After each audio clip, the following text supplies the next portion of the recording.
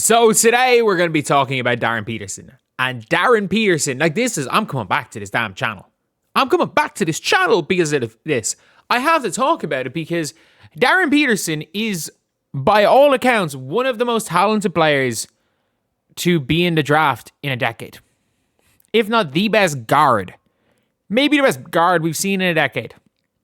That being said, it's not easy. It is not easy at all to be looking at this situation and saying, take him number one. Because he might not be the number one player in this draft. He might not be the number one prospect. Why? Because he's got a huge defect. He doesn't play very much. And Darren Peterson is going to go one of two ways. And it's going to go, if you take Darren Peterson, if you do, it can go one of two ways. You can do a Philadelphia 76ers where you can take a Ben Simmons who clearly doesn't give a fuck, and a Markelle Fultz who quit on his team, and it doesn't work out. In Fultz's case, rumor is he crashed his motorbike.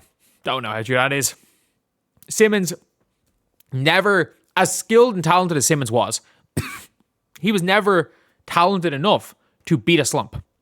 His first real slump ended his career. He was not mentally tough enough, didn't care enough, and at the first sign of adversity, he kind of stopped. Whereas this guy is just a different animal. Darren Peterson's a different animal. And Ant is another player that you compare how little Ant cared about, how little they said Ant cared about basketball.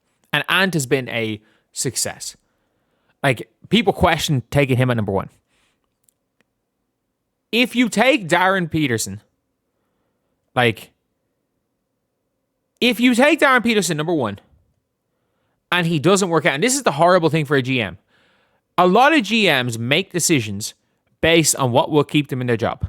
Just like a lot of people are saying, it's like, if you take Cooper Flagg, let's say you believe Dylan Harper's better than Cooper Flagg. If you take Cooper Flagg and Dylan Harper's better, you don't lose your job. If you take Cooper Flagg, or if you take Dylan Harper and Cooper Flagg's better, you lose your job.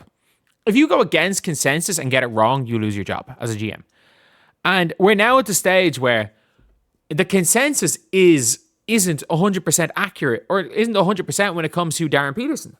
If a GM takes AJ Dybansa and Darren Peterson ends up being what people project him to be, then you're getting fired because how the fuck did you pass up on this guy? Because, he didn't care about college basketball. Which for me is a red flag. It's absolutely a red flag. But if you go and take Darren Peterson and Darren Peterson flames out, you lose your job because, you drafted the kid who doesn't care about basketball. It is a horrible situation for whatever GM is drafting number one. And I mean this when I say this. I don't want the number one pick in this draft. If I am a GM, I don't want the number one pick. Who am I going for? From day one, I've been on team AJ Dybansa. I've been AJ Dybansa over Darren Peterson. But if you get Darren Peterson at 2, it is what it is. If you are a GM, you don't want that pick at number one. First of all, there's the pressure that comes with being number one. Most GMs will breathe a sigh of relief because they can just take the other one. If you leave Cam Boozer out of there, and you take Peterson or Dybansa over or let's just say again, you take Peterson over Cam Boozer, and Cam Boozer is way better and Peterson flames out. At least you're not passing up on Dybansta. Dybansta literally looks like the new gen Kevin Durant T-Mac hybrid. I think Dybansta's better. I think Dybansta's just better. Everyone's like, he's despite the loss. He goes to fucking BYU. It's not his fault. It's not his fault he went to actually, it is his fault. It's not his fault no other college was going to throw $7 million at him. And if they fucking rig this draft and get him going to the Jazz. But when it comes down to it, if you've got a player in AJ Dybansa who's that good, I don't see how you can pass on AJ Dybansa for the risk that is Darren Peterson. And we're looking at this, and I remember Ben Simmons so vividly in college. I remember the red flags about Ben Simmons. There were no red flags about his game. Everyone assumed he was going to learn how to shoot because the shot looked kind of pure. And in fairness, in Summer League, watch Ben Simmons in Summer League before he sat out the year. Ben Simmons' inability to shoot was in here. It was nothing to do with his shot. So Ben Simmons, he just was mentally weak. I don't think Darren Peterson's mentally weak, by the way. Darren Peterson in high school got to that number one recruit spot because of what he did to AJ Dybansa. This guy is a fucking killer. The odds, I don't know where he lands in the Ben Simmons to Anthony Edwards scale. Because sometimes you don't have to take the game 1,000% serious to be a high level pro. He has shown that he can be a killer. That being said, we've seen liking basketball matters. Dybansta plays for Team USA every summer, including last season, by the way, including last year. Like he's going into college, and a lot of times you're not seeing players going into college playing in these tournaments. A lot of time you see him at U17. At U19, USA can lose a little bit because a lot of the time at U19,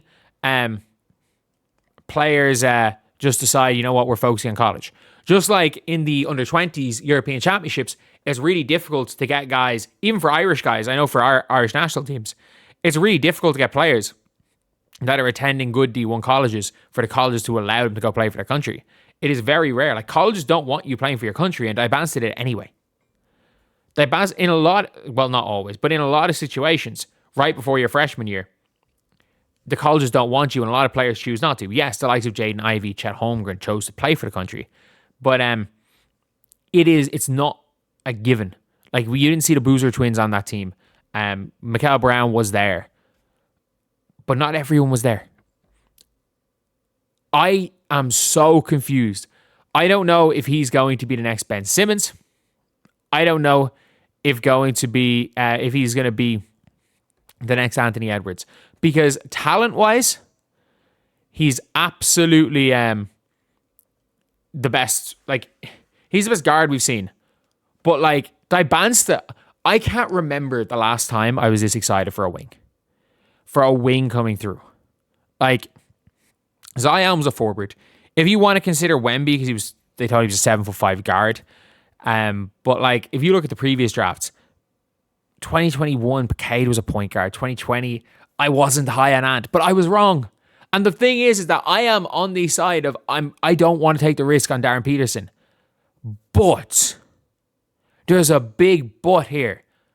I was also on the side of you don't go near Anthony Edwards with that number 1 overall pick. My mock draft in 2020 was fucking mental. Like, my mock draft, I can't remember I don't even know what channel it was on. It might have been on my gaming channel, but I think I had LaMelo 1. I still had Wiseman 2. Sorry, no, I did. I had Wiseman 2, but I said the Warriors should trade down to get Denny. I said the Warriors should trade down with the Bulls. This is before the Vucevic trade. The Warriors should trade down 2 spots and get Denny at 4. I thought Denny was like a guarantee to go top 5 in that draft. This is how he was playing in Israel. So I had like Denny. I had Ant falling to like 5. Like, I had Ant in my bracket with like Halliburton, and I don't know how the fuck Patrick Williams went 4. Halliburton, I had him a couple of spots ahead of a Kongwu. Again, I don't know how Okoro went 5. But like, there were guys. I had Ant in a similar tier to Obi Toppin going into that draft. So I was so wrong about Ant for the reasons why I'm not high on Darren Peterson. But Darren Peterson's even more talented than Ant. I don't know if he's going to be more Ben Simmons or more Ant. I don't know if he's going to be more Markel Fultz or more Ant. I don't know. But it's such a risk taking a number 1 pick. But also, passing on this guy is a huge risk as well. I don't envy whoever has the number 1 pick, because whoever has the number 1 overall pick, you're damned if you do, you're damned if you don't. The only way, if you have the number 1 overall pick, that it works out is if a combination of Dybansta being elite and Peterson stinking it up. And I don't know, I don't know. I really don't know.